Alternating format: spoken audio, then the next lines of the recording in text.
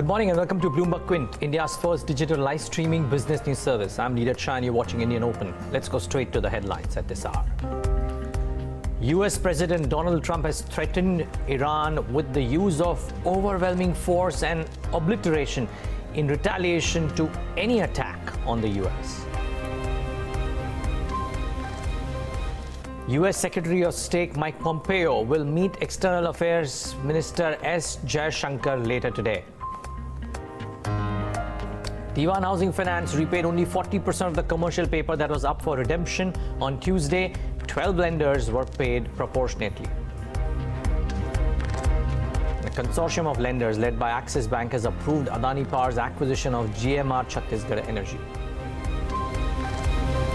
And we are a day before expiry. It'll be an interesting one. However, first let's take a look at how the world setup is looking like. Jerome Powell, and now we should get used to this to and fro in commentary and market perception of commentary, because it's just happened over the last 6 months. There was a word of caution thrown in by Jerome Powell. He, of course, did mention that they will act as appropriate to sustain the expansion, but also made it clear that the Fed is insulated from short-term political pressure, which may force the Fed to bend its hand towards political compulsion. So now, it probably meant a lot, probably meant nothing. What did the markets do as a result of that? Well, maybe the trade optimism and the Fed rate cut cheer just faded a little bit, because the US markets definitely came off in the session yesterday. About 1.5% lower for the NASDAQ, which was quite crucial.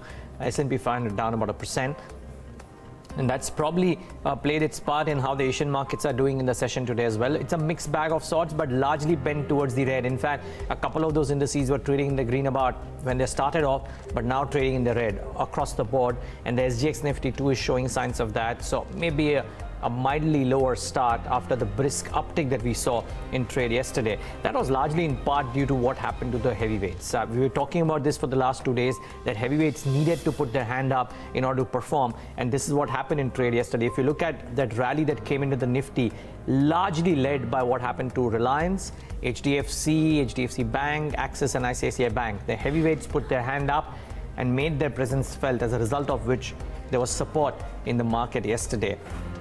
Can this last? Don't quite know, but I think the OI distribution suggests what we were talking about yesterday as well, that about 11,700 to 12,000 was the area at which the market participants were placing their bets. And if you look at the current put and call distribution, the red bar being the put bars, that is the maximum OI at 11,700, and the call side at about 12,000. So support at 11,700, resistance at 12,000. That seems to be the bent, and the 50-day moving average for the Nifty at about 11,691 provides that bit of a support as well.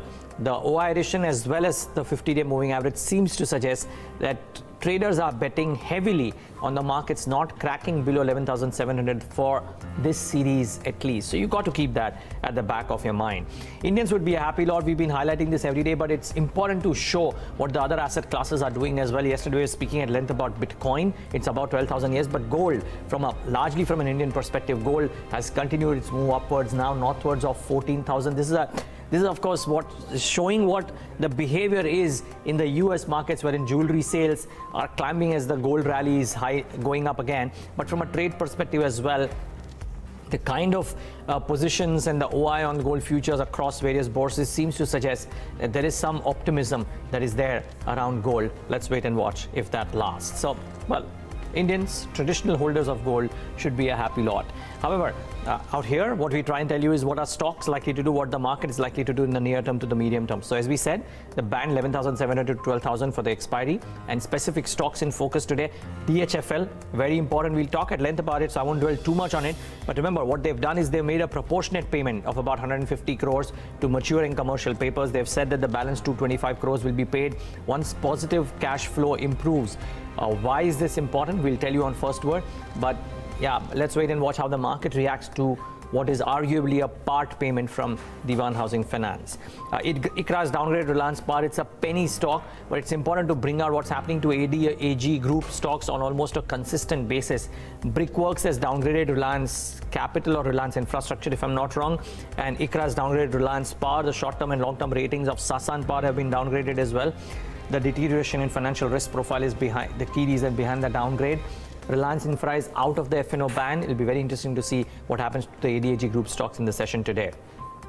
Godrej Properties, fundraising plans for that company. They're going to raise about 2,100 crores via QIP. The floor price is set at about 912 to 928, which is about a 5.5 to 7% discount to yesterday's close. Remember, in yesterday's session, intraday basis, Godrej Properties nudged the life high levels. Let's wait and watch what happens to that stock today. And Axis Bank could be an interesting one. Couple of upgrades that have come in for that one. Macquarie's upgraded the stock to an outperform. The price target's raised to 925, and JP Morgan has raised the price target to 850 from 720, even though they've maintained the neutral rating. So more and more brokerages turning more sanguine as time goes by on the price targets of the corporate facing banks, particularly Axis Bank. That seems to have a fairly decent return potential from the levels that it is at currently. So important monitorable today. Well, that's the trade setup for the day. Let's take a look at what's lined up on First Word today. It's the collection of the top stories that we want to bring to you. Aman Kapadia tells us why Z Entertainment has a lot riding on other SL Group companies. I talk about DHFL's struggle to honor the repayment schedule. Sajid then Johnson to explain why we think two-wheeler makers could do with some better inventory management. And then Somit fills us in on why a large chunk of MGL shareholding could hit the market post-June. And then, of course, Yatin Johnson to talk about the equity reclassification that's round the corner and will impact the stocks and also the impact it'll have on all the other stocks, because it will have an impact on some of these for sure. The mutual fund industry came under a lot of flack for granting SL Group promoters time till September to pay the outstanding amount, the standstill agreement. But it's not just the mutual fund industry, by the way, that stands at risk right now.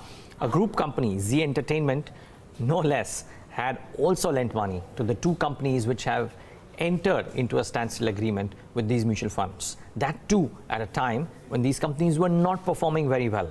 Aman Kapadia, who's gone through all the filings to get us the detailed lists out, just tells us just how much was lent to the group companies.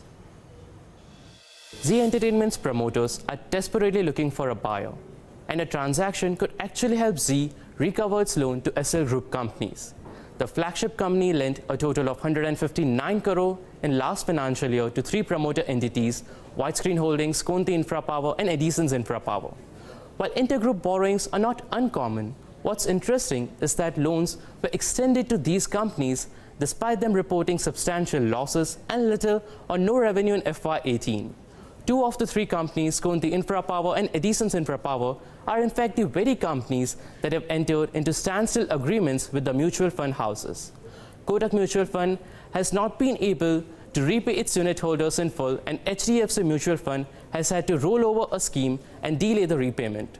It's also worth noting that a large chunk of the borrowings made by these two companies were via promoter pledges in Z Entertainment.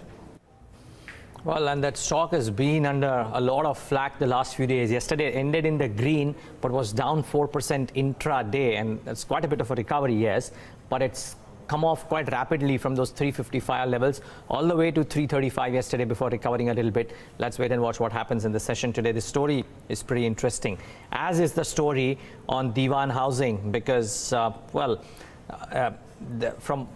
let's move on from the one debt-laden group to another. DHFL managed to shell out only 40% of its total repayment, which was due yesterday. This is the second time that the housing finance company has fallen behind honoring its dues on time. Now, what's happened? They have paid about 150 crores out of the 375 crores due yesterday. They have said that they will repay the entire amount after surplus cash flow position improves. The 12 investors across the board, and lots of names floating around, somebody getting 40%, etc. But the truth is that all the 12 investors have gotten the proportionate share of the outstanding amount. The problem is that yes, they've gotten a proportionate share and DHFL has made the payment, but it has missed the full payment for a second time. June 25th, yesterday was the second time that it did so. This is the first time that it happened was on June 5th, which was near the weekend, and then they had mentioned that over the weekend they'll make due with all the rest of the payment. But this is the second time this is happening, and now the market may start to get a bit worried as to whether this could become a norm And is there a chance that at some point of time, DHFL may have a large payment upcoming and may not be able to make the payment for a considerably long period of time? And what happens in such a scenario? It is under a bit of cloud. Thus far, it has honored almost all of the payments that it has to make, but the month of June hasn't been particularly good for Diwan Housing, and as a result of which, you've seen that when it made good the payments and the stock started rallying a bit, it got sold into. So 1 month returns of 37%, but if you look at the last 3 months, there was a bout of volatility wherein the stock went up as well for a couple of days and then came crashing down. That's the problem with Diwan Housing Finance, and this wouldn't augur well too. Now, I might be wrong here. Maybe the market views is that DHFL was made sure that it honored part payment and has said that it'll come good in the next few days. But I would reckon that a large portion of the market would believe that now there are these mismatch issues that are cropping up way too frequently for DHFL, and maybe, just maybe, might want to take a negative view. Let's wait and watch. They made part payment good, but maybe, just maybe, the market wants a lot more from DHFL. Should be a stock that is in focus. Definitely a newsmaker in the session today. The next piece on First Word is about automakers. They have been in a lot of pain for the past few months, while most of them have turned to the government to provide some relief. Some of the car makers have also actively started reducing production to manage inventory. The new registration numbers show that it's actually the two-wheeler manufacturers who should think about adjusting production with sales. Sajid Bangat tells us why. Sajid, why do you say so? We've been looking at these numbers of inventory, and we've been hearing Federation of Auto Dealers Associations talking about that they've been carrying inventories between 40 to 60 days. In the case of two-wheelers, it goes up to 55 to 60 days. That means 2 months of inventory.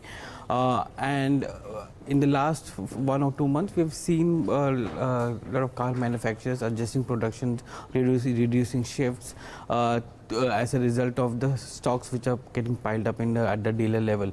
Now, what is happening is that though inventory has gone up as a whole, the large amount of inventory which has gone up is primarily for two-wheelers, which includes bikes, mopeds, and others.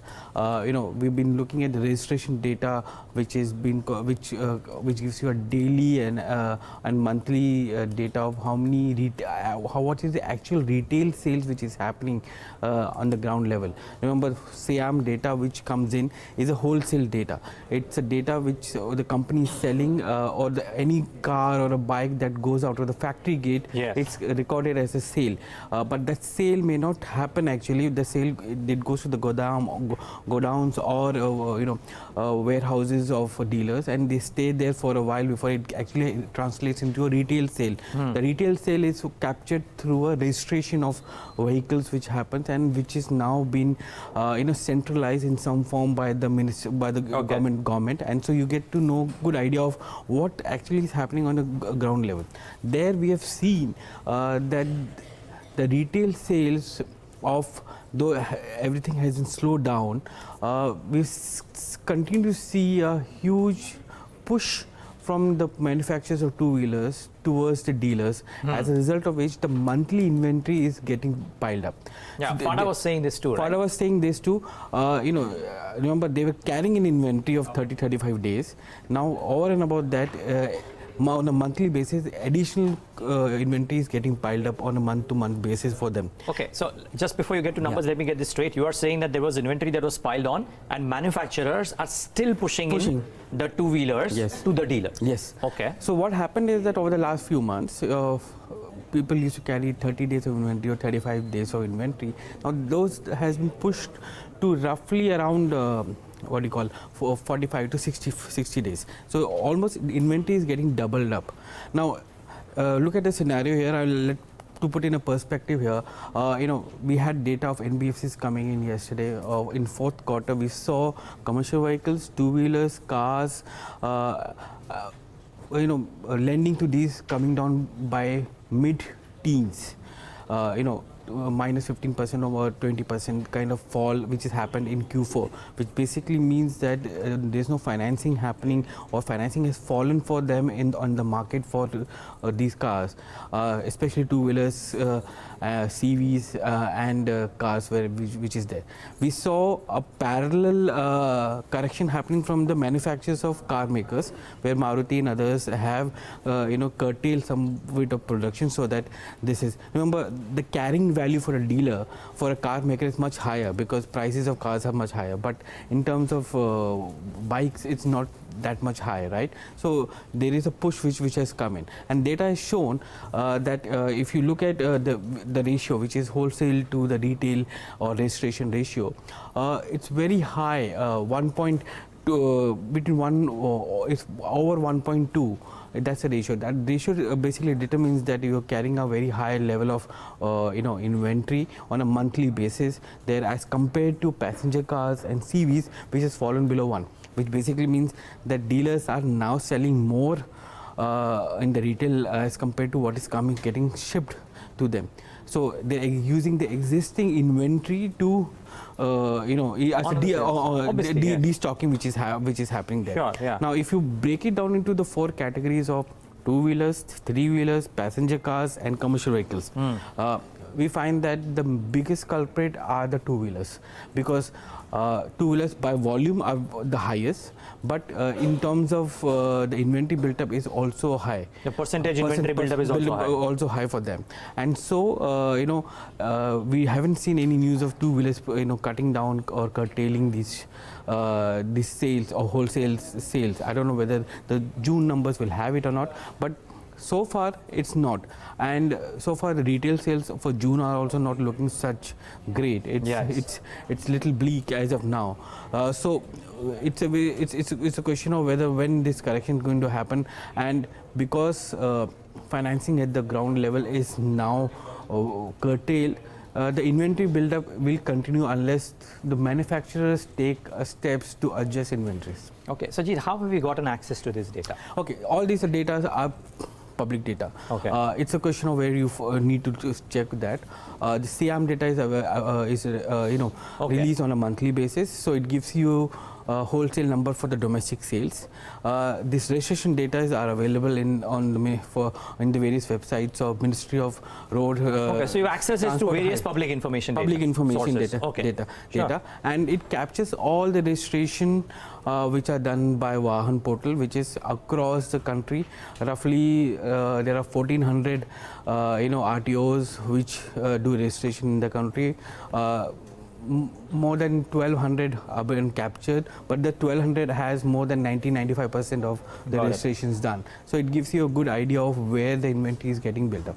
Okay, wow, that's that's interesting work, and yeah, people don't worry. I mean, if you find this too difficult to understand and too difficult to do, Sajid Mangat and his team, of course, and the team at Bloomberg Quint will, of course, get you this almost on a regular basis. But Sajid, fantastic work. Thanks so much for putting this into perspective. Two-wheelers, arguably amongst the real culprits in terms of inventory build-up. Very interesting to see what the June numbers throw up. Have the two-wheeler companies reduced the wholesale sales? Because that's something that FADA has been complaining. More on this story on the website. Do log on to www.bloombergquint.com and read that story that has been put up by Sajid Mangat as well as Yatin Mota. The next piece on First Word. Royal Dutch Shell is expected to sell its remaining stake in Mahanagar Gas once SEBI's restrictions lift in July. Remember, Shell had been cutting its stake in the gas distribution company until the market regulations kicked in. But starting next month, Shell will be free to exit MGL. Sumit Sarkar is standing by to tell us about the possible sale. Sumit, tell us about this. Could this be the reason why the stock has also remained under pressure? Well, that could be one of the reasons, because in the past it was one of the major overhangs on the share price of the company. Now, if you see Royal Dutch Shell's wholly owned subsidiary, that is BG Asia Pacific, currently owns nearly 10% stake in Mahanagar Gas, and they might look to sell this stake post July 1st, 2019. Now, why they will do this? Because of Shell's changed strategy of investing more in upstream companies rather than downstream companies. So far, this promoter has offloaded stake in Mahanagar Gas 3 times times, one during the IPO and 2 times back in 2018 through open market. Now during the IPO, the promoter had offloaded 12.5% of its stake. Post that, it sold nearly 8.5 and 14% stake in 2 different tranches, and both the times the sale was done at a discount to the current market, to the prevailing market price at that time. Now this had reduced promoters' shareholding in Mahanagar Gas to close to 10%. Now why it couldn't sell this stake so far? That was because of SEBI's ICDR regulation, which restricts a promoter to bring down its holding in the company below 10% in the first 3 years from listing. So that's the reason they couldn't sell this remaining 10% stake in Mahanagar Gas. Now, as Mahanagar Gas got listed on July 1st, 2016, this lock-in period will be lifted on July 1st, 2019. That is in next week. So the stake sale could anytime happen next week because Shell is looking to sell the stake in the company. Now, when we when we contacted Shell, they offered no comments on this, while Mahanagar Gas was yet to respond to our query sent by Bloomberg. Now, this stake sale has been one of the major overhangs on the share price of the company, at least in the last 15 months. As you can see in the share price chart of the company, the Mahanagar Gas share price has declined by nearly 15% in the last 15 months, as while that of its peers, that is Indraprastha Gas and Gujarat Gas, now they have risen nearly 11% and 1% in that same time period. So what does this now mean for Mahanagar Gas? Well, fundamentally, this stake sale does not impact the company at all, but even analysts tracked by Bloomberg continue to expect maximum return potential from Mahanagar Gas. They're expecting a return potential of close to 23%, which is higher compared to its peers, that is IGL and Gujarat Gas. Also, more than 75% of the analysts tracking the company have a buy rating on the company, mainly on the back of its attractive valuations, high free cash flow generation, strong pricing power, and decent payout. However, on the flip side, some of the analysts have remained cautious on the stock because of the bleak volume growth outlook of the company. Now, the volume growth potential is expected to be capped for Mahanagar Gas, as its key Mumbai market is reaching a saturation point, and the CNG infrastructure growth in this market has been slowed down. Moreover, the incremental volumes that is expected to come in from Mahanagar Gas from the Raigad regions are expected to dilute its margins. So that's the reason some of the analysts have remained cautious on the stock, but overall the view of the analyst is positive on the stock, with an expected return potential of close to 23%. Well, but under pressure the last few days, and could well be under pressure once this action takes place too. Sumit, thanks so much for putting that into perspective. That's MGL for you. Well, stocks listed in India will be reclassified based on their market capitalization at the end of this month. Yet again, you would know, this is a periodic exercise conducted by the market regulator to realign companies based on the price movements and the resultant changes in the market cap. Phillip Capital has put together the likely upgrades and downgrades this time. Yatin Mota standing by with the highlights. Yatin, good morning. Why is this important? Neeraj, important because last time when it happened, we saw a good amount of sell-off and re-adjustment that happened in the mid-cap markets. Remember, SEBI has now initiated a new classification of large caps, small caps and mid-caps. So the first 100 companies are termed as large cap. The next 150 companies, which is company number 101 by market capitalization to company number 250 by market capitalization, are termed as mid-caps, and beyond 250 stocks by market capitalization, the top 250, barring them, everything else is small cap. So this classification last time happened in December 2018. A lot of these mutual funds really benchmark their portfolios, and reclassify their portfolios in terms of allocation once this classification is done. In December, there was a rejig. This rejig is also applicable post June. So every 6 months, this classification really happens. Now, Phillip Capital has compiled a list of probable, stocks which can be classified as a large cap. So this is basically an upgrade sorts which would come in for stocks. So we have Punjab National Bank, IDBI, as well as PFC. These are the stocks which are currently classified as mid cap. And on June 30th, there is a big likely upgrade which can happen for them in terms of they being classified as large caps. Similarly, in the small cap space, we have Dalmia Bharat Corporation Bank, Allahabad Bank, Fortis, OBC. All of these stocks, especially the PSU stocks which were beaten down and have bounced back sharply, their market cap addition has been quite strong. So earlier, all these companies were small caps, and in most probabilities on June 30th, given the criteria, these companies will be classified as mid caps. Now let's also talk about the downgrades. The ADAG group or probable the other stocks which have fallen significantly in the last 6 months have seen potential downgrades and are most likely to be classified as mid cap from large caps. So we have good companies even like Page Industries, which corrected from levels of 30,000 to sub 20,000 now. We also have MRF, SAIL, Indiabull Ventures. All of these stocks from large caps are expected to be classified as mid caps from June 30th. In the existing mid cap space, given the auto slowdown, we have seen Minda Industry lose significant amount of market cap. So that stock is expected to become a small cap in terms of classification by June 30th. Other stocks like Bombay Burma, KIOCL, Eris Life Sciences, which again in the pharma pack has corrected, is most likely to see a downgrade from being a mid cap to a small cap now. So now let's talk about the mood point. I mean, does history tell us anything? How did the stocks react in the past? So Neeraj, if you look at 61% of the companies which got upgraded last time have seen a positive return.